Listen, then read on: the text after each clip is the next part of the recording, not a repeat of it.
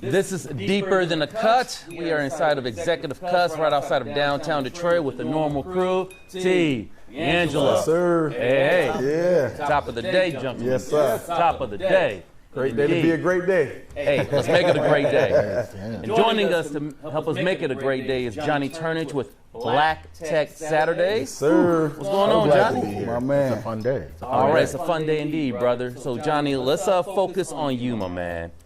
Black Tech Saturdays, you guys are a little more than a year in existence. Little less than a year. A little less than a year, excuse me. Wow, so we haven't even really marked a full year yet, but nevertheless, Black Tech Saturdays, which originated here in Detroit, is growing here in the Motor City, but also in other parts of the country as well. Break it down, man. Yeah, so we started about a year ago with 5 people in a coffee shop, just trading secrets, helping each other apply for grants, try to improve everybody's companies.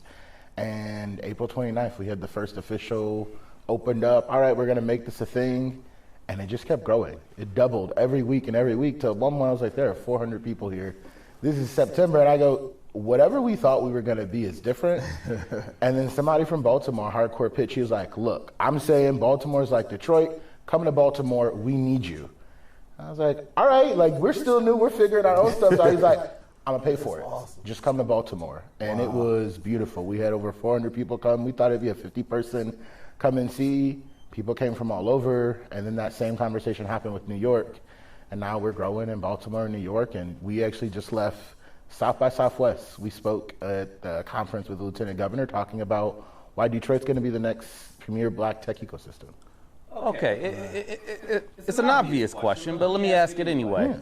Detroit, New York, Baltimore. Why create Black Tech Saturdays? Why? What was the need? The need is, we're seeing it across the country, even the world. Black people aren't represented in the tech industry the way we should. We're not accredited for our innovations. Our ideas don't get the same love. Venture capital dollars don't come to our companies. And so you're seeing this thing happen where we're basically being told we can't compete, we can't exist. And the more and more founders I talk to, the more black tech professionals I talk to, I'm like, we all shouldn't feel this way. But then we get together and you start to see something crazy happen. I'm like, we're getting investors, we're getting grants, traction for our companies, people are getting jobs. And I go, we actually just need this space in order for us to step into this industry. And tech is going to be the future, so we need a springboard to get in. And recently, Man, that's crazy because when you think about it, man, tech is so much of our future and where things are going and how things are really leading into. What made you think you and your wife was able to put something together that will come to a head that's really been beneficial to here in Detroit? What would make you think that was something that you could do? So I'll be honest, in the beginning, I thought we were going to do this. I was building a tech company myself and you know, you don't know what you don't know. So I started talking to more people. I'm like, as I talk to investors, other black founders, we were all having the same struggles. I was focused on building a company that was really about bringing the community together. And I was like, why don't we just get together? And that's when I started to pull out my other background. My background's in community organizing, labor negotiations, pulling people together. It's like, we just don't have the same kind of representation that we need. But if we can do this with not a lot of money, with just a bunch of people, and we can help people like this, let's get much more intentional. So, and when you say you didn't know what this was actually going to become, or it's become something entirely different. I mean, literally, guys. I mean, he's gotten recognition from the White House. Someone from the administration has come to Detroit. I've noticed on your social media you have star power from Hollywood. Literally, NASA, an award, one of the first recipients of this award. And I hear there's a little story to the background of the NASA recipient, how you received the $25,000. The NASA recipient, Yes. Honestly, what we're seeing, it happened with NASA and it's happening with everything. A lot more people are interested in helping black people be successful in tech. They just don't know how. And so the way NASA came about, I was in Cincinnati for a conference. I can be a little late getting ready, and my wife was like, just get out of the way. So I go get a breakfast sandwich, and sitting right next to me is a black woman who works at NASA, and I see her badge, and I was like, what do you do for NASA? We eating breakfast sandwich together, and I was like, my brother-in-law wanted to work there. If y'all were in Detroit, you know, he wouldn't have had to leave. She's like, oh, what do you do in Detroit? Next thing I know, she's like, I'm writing a grant program to support black tech communities and diverse communities come in, but I need to know how to talk about this. And I was like, hey, look at my phone. Look at me. I was like, why don't y'all come to Detroit? She's like, okay, we'd have to get it approved. And I was like, if you fly somebody to Detroit, I promise you, you're going to see a reason of why what you're doing is so important. Wow. And sure enough, they found their woman over procurement. Family up in Clinton Township comes to Detroit, and we have her on camera going, I didn't know there were this many of you here. And we're like 450 people in a room because they want to know how can we get plugged into the federal government resources. And then we learn you don't have to have anything to do with space to work with NASA.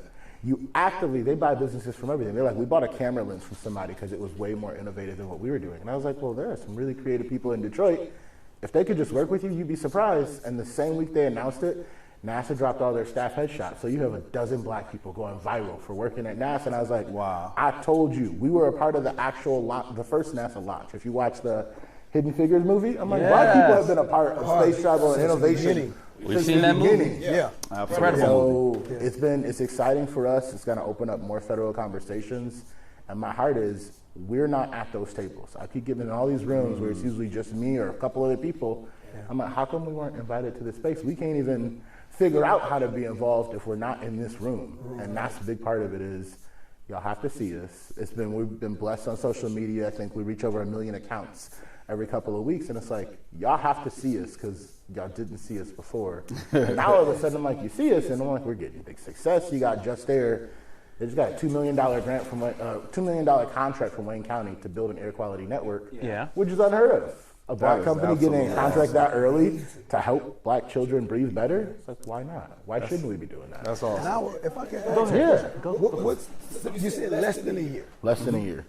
What is the refrain work? Like, what's the what's the process of staying afloat and constantly growing? Because a lot of businesses don't make it like that. They don't encounter that level of success so fast. So what is that process like? Speak to another company that may be trying to grow like that. I'll be very, very honest. Please. Most people told us no, and that we couldn't do it, and there's been a level of, I'm not going to let anybody tell us what we can do. That's what I'm talking about. It's been hard. Fundraising is always a challenge. Even the kind of work that we do, helping people understand, I'm like, no, this is a service that can be provided. Yeah. And it wasn't until we got to Baltimore and New York that I was like, oh, y'all are actually willing to pay big money for what we do. So it's forced some different conversations here in Detroit. Like, if New York is saying this is worth millions of dollars, what are we talking about, Michigan? It's different, but we need this to have a much more inclusive economy.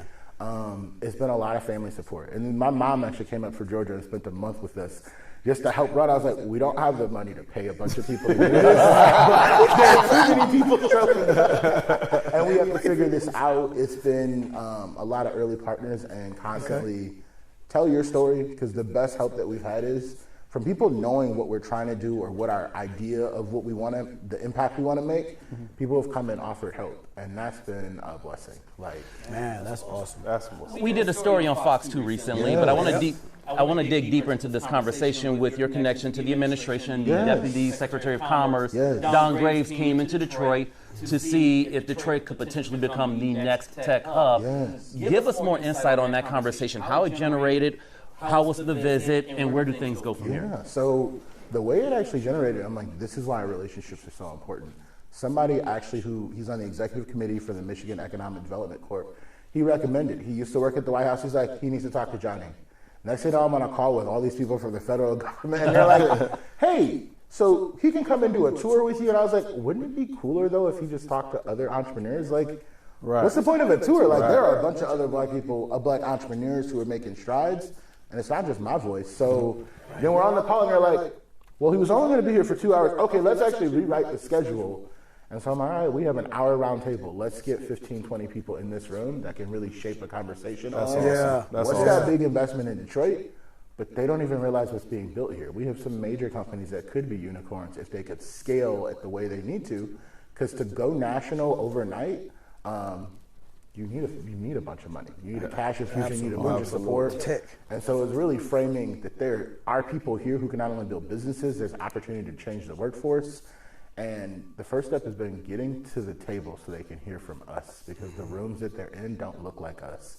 And you were there. Even when he came, I think it was a step back for him. It was like, yeah, this is a big deal. There are a lot of people here to see you. They were like, there are cameras, there are people. I'm like, yes, huge. This is a big part of it. Detroit should be the headquarters of where all this is happening, but it's not going to happen unless we keep saying it. And Michigan applied for the Tech Hub. We did lose the first Tech Hub application, but what I know from working in politics, keep telling your story and keep talking to people because we can always rewrite the rules. We can always change the flow. Wow. So in order to be awarded that grant, what does it do dollar-wise, et cetera? Like, kind of paint the picture a little bit more on what that could do. What that Tech Hub application would have done is opened up Michigan as a whole, opened up the actual regional area as a whole to apply for more federal dollars. I think the first step is $75 million, but it opens you up to more partnerships. Just having that designation, that focus from the federal government. Reputation, workforce, I mean, all the other federal agencies go, how can we double click? How can we invest, whether that be in more climate work, more transportation work,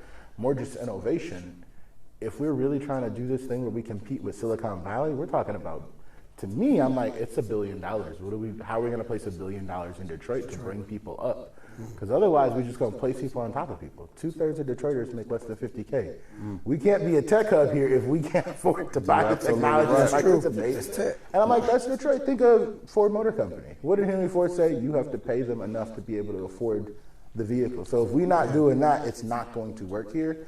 And that's been a big piece of our, like, my mission is to both advocate and raise that awareness so we can see it differently. Because when we started, people were like, you're breaking our mental mind map on what we thought inclusion and equity looked like in this space. And I was like, yeah, that's because you all usually do it and you don't know anyone, but we know each other. We talk. We just had a men's breakfast Sunday with just tech founders and we got together and said, what are you struggling with? What are you dealing with? Let's trade cards. Here's my intro.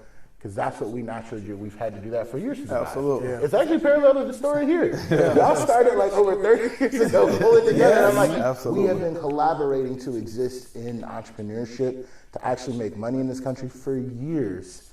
It's no different, but they don't always know it because they're not here in the shop. Without question, man. I love the fact that you are being put in front of certain people and you're not just willing to hold or gatekeep the information to yourself, right? Share. You're always willing to share it. It's not just me coming here with 20 other people. That's really huge. And it speaks to your heart and who you are. What does that kind of mindset come from a person, you know, that has the opportunity to hold on to things to make themselves look good as opposed to making everybody look good? Where does that come from? So, one, I grew up in organizing. My grandfather was a Black Panther and had me volunteering since I was 3. I'm like, you can carry a bag of potatoes, you can work. That was we were all doing something. You're going to do something about it. I'm a cook, but you're going to be a part of this. You're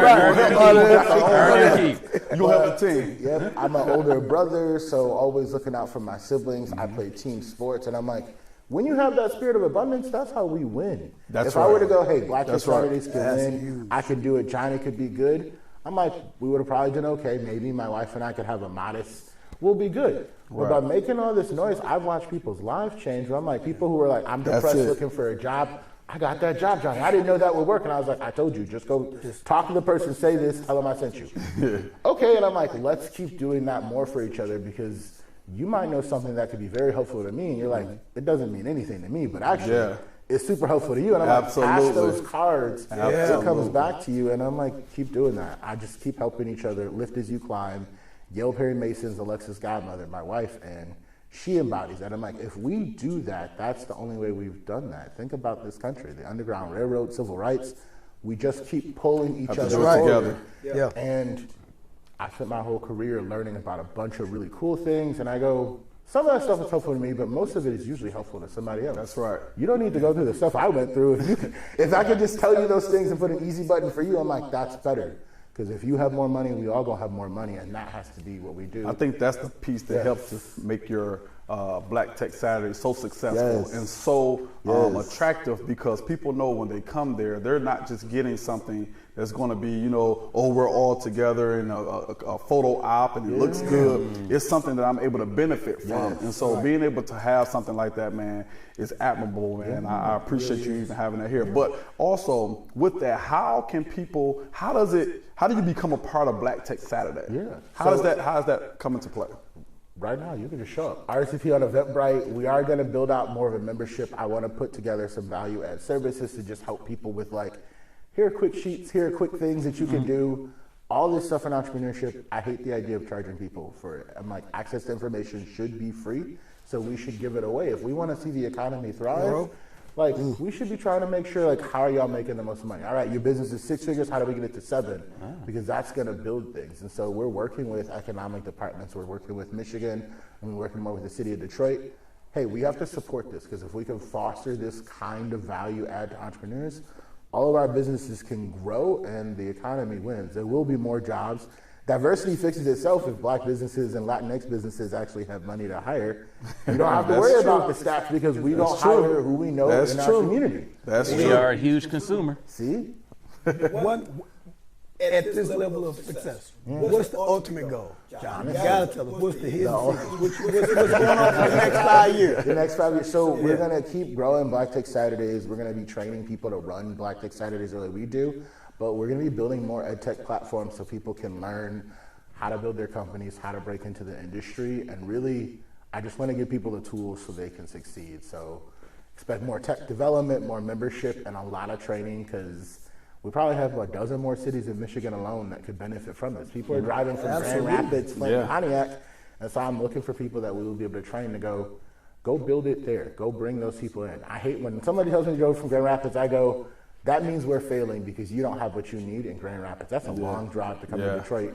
For a 3-hour gathering, I'm like, I appreciate it, but we got to do better than this. So continue to grow, continue to train. Before you ask your last question, Josh. Go for it. I got a few more, but go for it. I get too. We got time. We have a future, right, of children. Is that something that you're looking at, or Black Tech Saturday is looking to really endeavor in our youth? Is that something that's available? So what we're doing now is, I don't want to recreate the wheel. I started my career in youth organizing.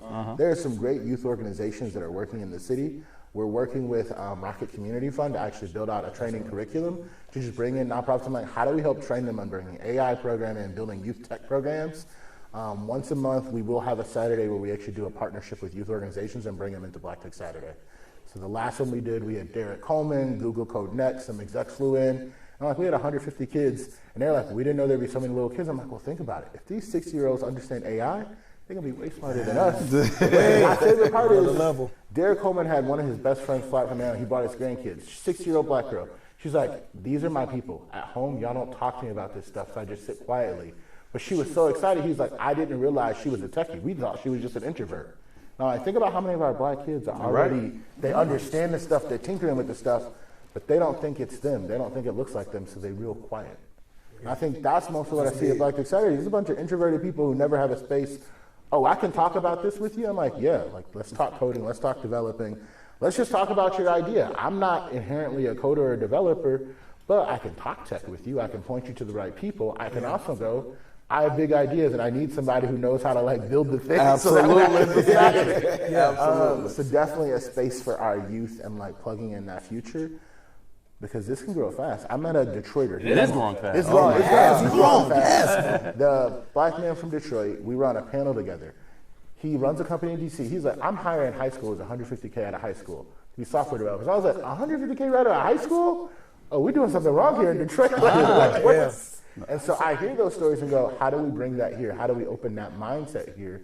Where I'm like, what are we prepping our kids to have to do? Like, they could become millionaires much faster than we ever could if we help them. That's generational wealth. Generational wealth. That's right. It's a big part of it. We say it all the time. I believe community wealth equals generational wealth. The more we build that, you have that springboard to jump. I don't inherently have a bunch of angel investors who I can call and say, hey, can y'all give me $1 million in building a tech company? No, but I have a big community, has different introductions they can make, rooms I can break into. After we got started, we started learning some of the biggest VCs in the country actually come from Detroit. They just don't live here anymore. But they're running VC funds. I'm like, you have people who can write massive checks, that this is their home, this is their background. And you go, well, we got to give them a space for when they come into town, they can stop in and stop out. They can come and see you. And that's why we had investors start coming. They're like, we come on the weekend to visit, but we're not here Monday through Friday, so we can't plug in. I'm like, well, now we can get you in front of more investors than normal because they have ties here. So you had something? Yeah, man. Yeah. So what to grow? You say you have over a dozen other cities that you would like to work in. You guys want to partake on. would you guys mind joining or partnering with another tech company to kind of like not speed up the process, but bring those educated bodies to, so that you can continue to give back into those youths? Most definitely. A lot of that, that's what we're doing. We're growing through collaboration and partnership. We're growing fast, but I'm like, in life cycle, we're still a very early stage process, still figuring out. We're just building relationships to partner, because I do believe people scale just as fast as tech. We've had over 6,000 people come to Detroit. Baltimore, we've had 2 events and 1,000 people have come out. And I go, we can grow very quick. How do we get more partners in here to either be resource providers, trainers? I love companies that are hiring. I'm like, come sit here and meet the people. We had Rocket come out, and they're like, oh, y'all have some people we should be talking to. I was like, good. I would love to see more of us get jobs, because not everybody's going to be an entrepreneur. Everybody wants to be an entrepreneur. Right. But for what people get when you break into the tech industry and the salary difference, I'm like, we're changing somebody's life. We had a guy go from $16 an hour to $85K. And I go, look, that's life-changing money and a great first step. And what it does is sets you up for the future and the future. We're in a city where the median income is barely 40 grand. So if we can get you 85K out the gate, let's keep doing more of that. So more partnerships, definitely. Final question, Johnny. Yes. You mentioned earlier they didn't see us. The URL, the domain, Black Tech Saturdays. Yes. That was easily available. Easily available when you created Black Tech Saturdays. Therefore, my final question for you is, do you truly believe they didn't see us, or did it get called out? I think it's a little bit of both. I have been in rooms, and I won't point at names, where people have gone, we didn't have a list of Black tech companies. We didn't know there were so many of you. We didn't know you were here. And I go, but it was written into the thought process that we were trying to build an equitable ecosystem, and y'all didn't. No one just did a look out for where we are. And I go, it's there. The other reason though, I go, it's both incompetence and maybe some maliciousness. A lot of Black entrepreneurs were in hiding because we're not represented, because they're not rooting for us. We don't post. We don't tell our stories. Yeah. I met a Black game developer who has 3 games developed. He has Microsoft and Sony backing him. Lives over on 12th Street. I'm like, he is amazing. I was like, oh, Neil, we don't know you're here because you getting all your business outside of Detroit. So we don't even clap for you as you sell it out in GameStop. He's on a panel with the Microsoft CEO, the new Black woman they put over, and I go, that's crazy. This is amazing. Oh, they don't know our stories because they're not checking. The media is different. Until we started talking, there wasn't a direct access. I'm like, where are great Black and brown tech stories? Where are there people who are doing this? So I'm like, we have to remember, when it comes to our stories, we have to be the ones who are telling them constantly, because people don't even know where to look. If you're not from the community, you wouldn't know, hey, this quiet guy with glasses over here is low-key about to become a new video game great. We posted a video on him on Instagram. It's 130,000 views. And people are like, oh, I went to school with him. I was like, y'all didn't even realize that Neil was doing all this stuff. And he real quiet. So, and then it is the call out. They see it. They have to do something about it. It's definitely forcing. I'm watching corporations rechange their rules on how they thought engagements would go. We have DEI officers calling us like, hey, we need to be there. Even government institutions are like, we need to be in the room. And I go, you should be. We should have this much access, and it shouldn't be just to me. Any founder should be able to feel comfortable enough to go talk to an executive or politician and say, I have a solution. And that's really what it's about for me. We need that platform to have that easeability of access. All right. Well, we got to wrap up this conversation. Clearly a lot more to discuss. But Black Tech Saturdays, blacktechsaturdays.com. Go to that website. Check out Johnny Turnage. D'Angelo T. Yes. Guys. You all know. Deeper than the cut. Deeper than the cut. Deeper than the cut. Thank you.